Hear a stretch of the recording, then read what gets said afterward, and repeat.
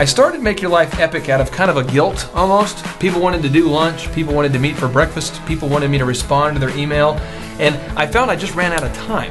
I have 5 great kids, beautiful wife, and 10 different businesses I manage, and it just became impossible to meet all these people for lunch unless I was eating lunch 12 days a week, and there's only 5, so it didn't work out too well.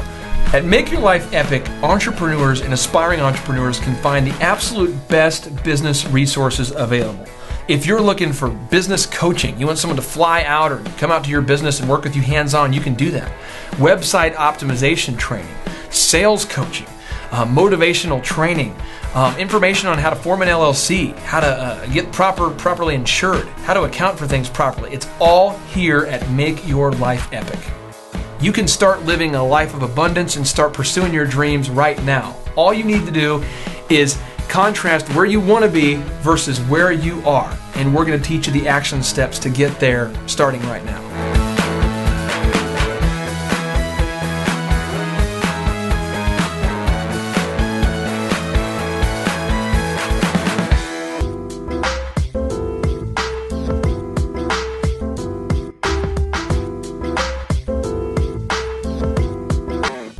Ideal lifestyle cost?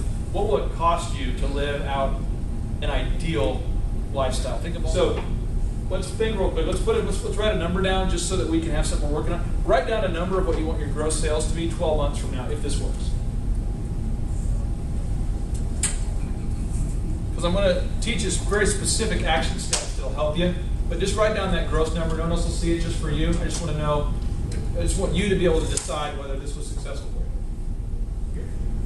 Okay, so what we're going to do is we're going to teach you 3 moves. 3 moves. 1 is how to break out of the pack with social media. 2 is 6 proven social media strategies.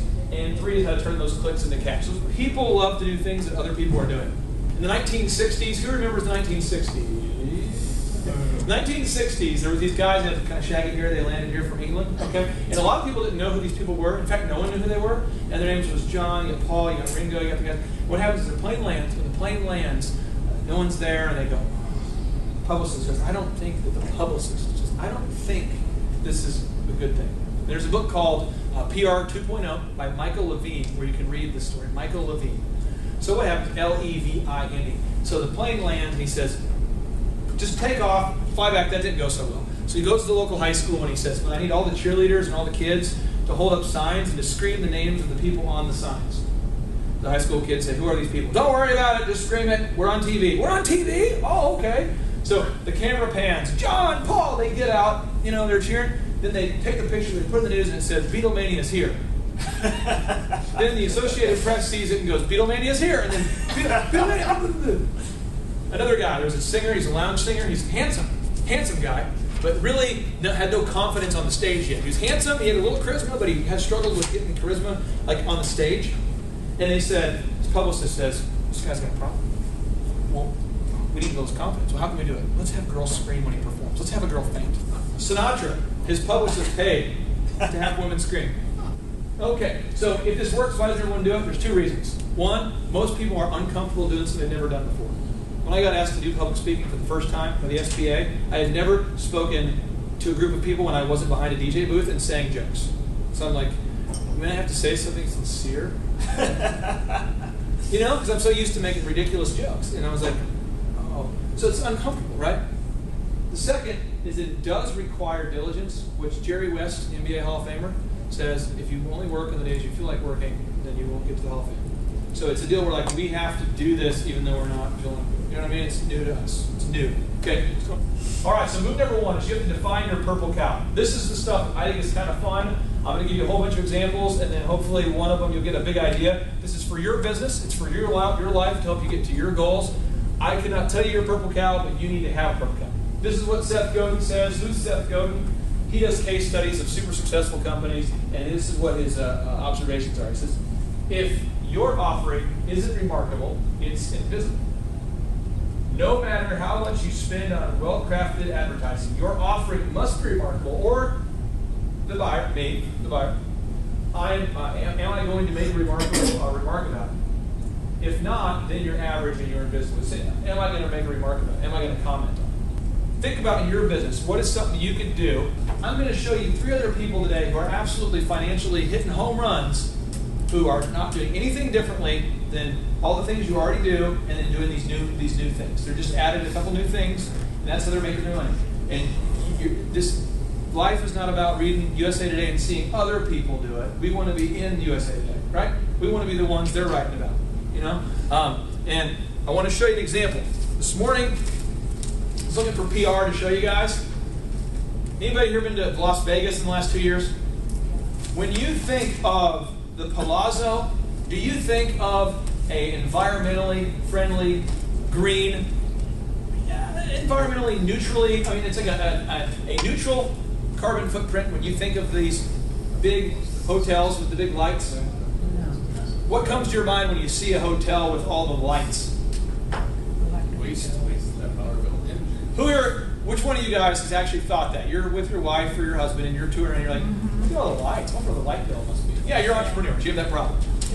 We're calculating, I wonder how much money they're making. Those suckers, how much they're gambling. And you're processing profits and losses and you're like, this is awesome. Or this is bad. Or you're thinking, this is an article today. It really did happen. I'm going to read it to you and I want you guys to go, okay? Whenever you get this wow, just kind of so I know it happened.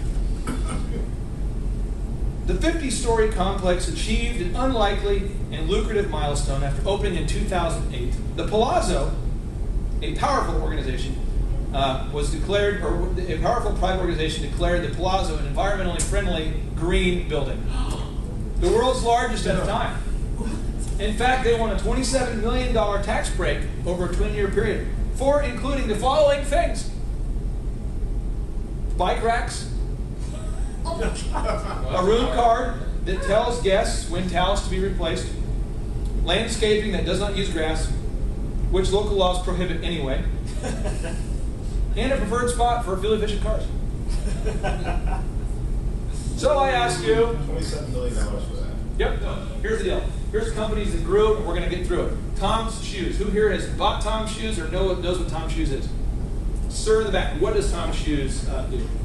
You buy one pair of shoes, they send a pair of shoes to some country underprivileged, somebody who doesn't have shoes. My daughters will buy nothing but Tom's because of that.